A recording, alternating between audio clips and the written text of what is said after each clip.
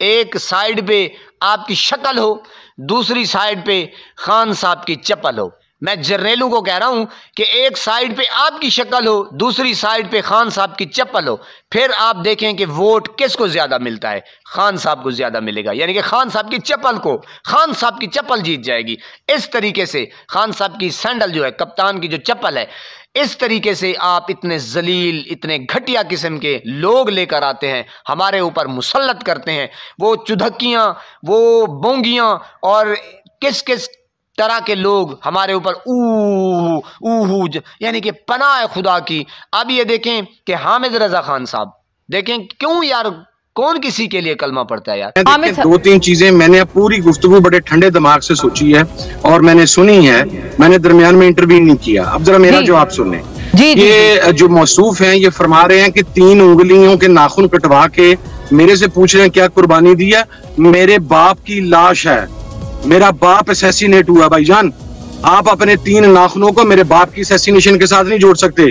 میری پارٹی کا 160 بندہ مارا گیا ہے۔ دوسری رہ گئی بات، آپ نے جیل میں بتائیں کہ وہ عمران کو خان بتائیں، وہ یہ کہتا پی ٹی آئی کی بات کر رہا ہوں، میں ان کی بات نہیں کر رہا۔ مکمل کر لیں سر۔ ہاں ولی صاحب مکمل کر لیں۔ میں کلمہ پڑھ کے یہ کہہ رہا ہوں، مون عالم صاحب ایک سیکنڈ میری بات سنیں۔ میں کلمہ پڑھ کے یہ کہہ رہا ہوں، اور اگر میں یہ غلط بات کہوں تو میرے پہ خدا کی لعنت ہو، اور اگر اس شخص نے یہ بات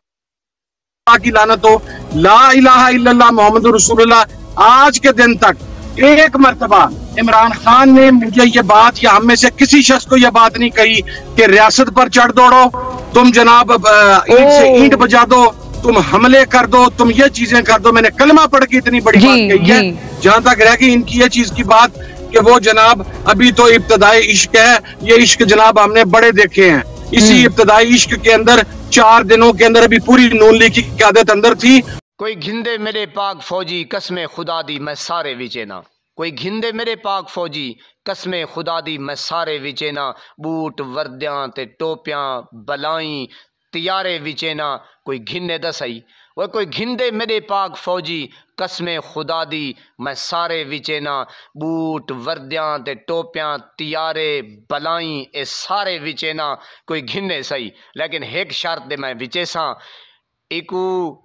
کوئی اپنا نہ گھنے کوئی غیر گھنے، جے اپنا گھنے ولا پنن دی سوچے۔ میں نے یہ غزل نذیر صاحب کا یہ کلام تھا، میں نے پڑھا تھا اور وائرل بھی بہت ہوا تھا۔ نذیر صاحب تو ایک سبحان اللہ، اللہ پاک اگر وہ زندہ ہیں تو اللہ پاک ان کو صحت کاملہ دے، اگر اس جہان دنیا سے چلے گئے ہیں جناب تو آپ بھی دعا کیجئے، میں بھی دعا کرتا ہوں کہ اللہ پاک ان کی قبر پہ کروڑاں رحمت عطا فرمائے اور کروڑ جنت نصیب عطا فرمائے۔ تو اس نے صحیح لکھا کہ کوئی گھندے میرے پاک فوجی قسم خدا دی میں سارے وچینا۔ آپ اندازہ لگائیں یہ جرنیل جو ہیں جناب، یہ کس طریقے سے بھونڈے قسم کے الزامات کہ جناب آپ کا لیڈر یہ ایک فتنہ ہے، دہشت گرد ہے، یہ ہے وہ ہے فلاں ہے ڈھمکان ہے لٹرم پٹرم، یعنی کہ اس طرح کی قسم کی نا بکواس آ کے کرتے ہیں، اور وہ D G I S P R پناہ خدا کی، جس طرح حامد صاحب نے صاحبزادہ دیکھیں کہ لعنت اللہ علی القاذبین، جھوٹوں کے اوپر خدا کی لعنت،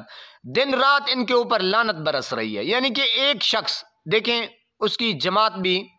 علیحدہ ہے، خان صاحب کا وہ سپاہی بھی نہیں ہے، لیکن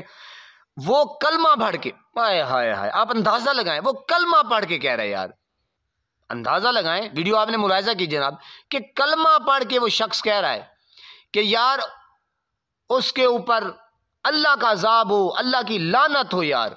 تو یہ نون لیگی جتنے ہیں، پی ڈی ایم کا کچرا اور جناب یہ جرنیل، آپ اندازہ لگائیں جناب۔ تو آپ تھوڑا سا اس کو اب دوسرے اینگل سے دیکھیں کہ خان صاحب کس طریقے سے اپنے جو کیس ہے وہ سالف ایستا ایستا جناب ہو رہے ہیں، کس طریقے سے وہ جناب نہ ڈھیل دے رہا ہے نہ ڈیل کر رہا ہے، کس طریقے سے اپنے آپ کا جو لوہا ہے وہ منوا رہا ہے، اور یہ گند جو ہے نا، یہ گند کتنا صاف ہو رہا ہے۔ سب سے جو بڑھ کے مین خوشی ہے نا جناب کہ ہمیں تو کوئی پتہ ہی نہیں تھا کہ یہ جو جرنیل ہیں ہمارے، یہ پتہ نہیں ہمارے کھیر کے دھلے ہوئے ہیں، دودھ کے دھلے ہوئے ہیں جناب۔ ہم تو جناب وہ کہتے تھے نا کہ ساری دا اکھاں دے پٹی ہے جناب، ہم نے کہا کہ یہ تو جناب یہ تو پارسا ہیں، یہ نیک ہیں، لیکن اصل واردات تو جناب انہوں نے ڈالی ہوئی تھی۔ اصل گیمر تو یہ لوگ تھے کہ یہی ڈیل کرتے تھے، یہی ڈھیل دیتے تھے، لیکن ان کو پتہ نہیں تھا کہ خان صاحب ان کے لیے کتنا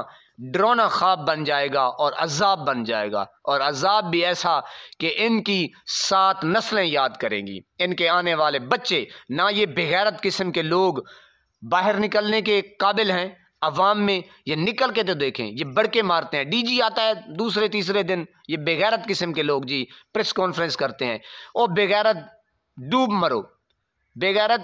آپ میں شرم بھی نہیں ہے کوئی۔ میں ان جرنیلوں کو کہتا ہوں کہ اگر آپ کے پاس تھوڑی سی بھی غیرت ہے، کیا بھلا تھوڑی سی بھی غیرت ہے نا، تو جناب اپنی پوسٹریں لگوائیں اور عوام میں آئیں، تھوڑا سا الیکشن کروا کے دیکھ لیں، سوشل پہ دیکھ لیں، ایک سائیڈ پہ آپ کی شکل ہو، دوسری سائیڈ پہ خان صاحب کی چپل ہو۔ جی جناب، میں جرنیلوں کو کہہ رہا ہوں کہ ایک سائیڈ پہ آپ کی شکل ہو، دوسری سائیڈ پہ خان صاحب کی چپل ہو، پھر آپ دیکھیں کہ ووٹ کس کو زیادہ ملتا ہے، خان صاحب کو زیادہ ملے گا، یعنی کہ خان صاحب کی چپل کو، خان صاحب کی چپل جیت جائے گی۔ اس طریقے سے خان صاحب کی سینڈل جو ہے، کپتان کی جو چپل ہے، اس طریقے سے آپ اتنے ذلیل، اتنے گھٹیا قسم کے لوگ لے کر آتے ہیں، ہمارے اوپر مسلط کرتے ہیں، وہ چدھکیاں، وہ بونگیاں اور کس طرح کے لوگ ہمارے اوپر یعنی کہ پناہ خدا کی۔ اب یہ دیکھیں کہ حامد رضا خان صاحب، دیکھیں کیوں یار، کون کسی کے لیے کلمہ پڑھتا ہے یار، تو آپ اندازہ لگا لیں اس طرح کے لوگ ہمارے اوپر مسلط ہیں جناب، اور یہ قابض لوگ ہیں، ان کو نہ ہی غریب کا کوئی احساس ہے اور نہ ہی پاکستان کا، بس یہ غلام ہیں، غلام رہیں گے، غلام یہ تھے، لیکن اب ان کا کھیل ختم ہو گیا ہے۔ الحمدللہ انشاءاللہ بہت جلد 1 ماہ کے اندر یا 1 ماہ سے 1.25 ماہ لگ جائے گا، 1.5 ماہ لگ جائے گا، 2 مہینے کے اندر خان صاحب بہت جلد پاکستان کے باہر ہوں گے، وہ آزاد ہوں گے انشاءاللہ۔ ان کا جو حشر ہوگا، ان کو تو کوئی منہ نہیں لگائے گا، بس سیم میں نے کہہ دیا جناب کہ یہ اپنی شکل باہر نکالیں اور ہم خان صاحب کی چپل نکالتے ہیں، تو خان صاحب کی چپل جیت جائے گی۔ اللہ پاک آپ کو سلامت رکھے، ہنستا بستا پھولوں کی طرح مہکتا ہوا رکھے، نماز 5 وقت ادا کیا کریں، والدین کی خدمت کرتے رہا کریں، ہمسایوں کا رکھے خاص خیال، ہمیشہ حق اور سچ کی آواز کو بلند کرتے رہا کریں۔ اللہ نے کے بعد